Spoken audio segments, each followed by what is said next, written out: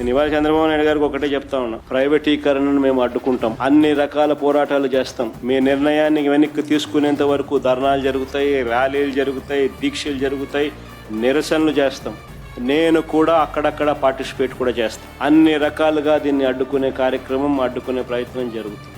నేను ఒక్కనే కాదు, నేను రాష్ట్ర వ్యాప్తంగా రాష్ట్ర శ్రేయస్సు కోరే ప్రతి ఒక్కరికి కూడా పిలుపునిస్తా ఉన్నా, ప్రతి పార్టీకి కూడా పిలుపునిస్తా ఉన్నా. అందరూ కలిసి రండి అని కూడా అడుగు. ఇది రాష్ట్రానికి సంబంధించిన ఆస్తులు.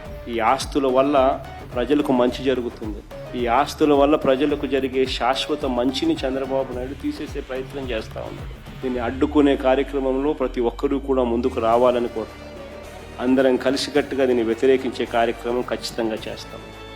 ఇన్ని చేసినా కూడా పొరపాటున మీరు బరి తెగిస్తే మాత్రం ఒకటి చెప్తా ఉన్నా, ఎవరైనా టెండర్లలో పార్టిసిపేట్ చేయండి, ఎవడైనా రాండి, కానీ ప్రతి ఒక్కరికి వార్నింగ్ ఇస్తాను. రేపు పొద్దున మేము వచ్చిన తర్వాత రద్దు చేస్తాం, మళ్ళీ వెనక్కి తీసుకుంటాం.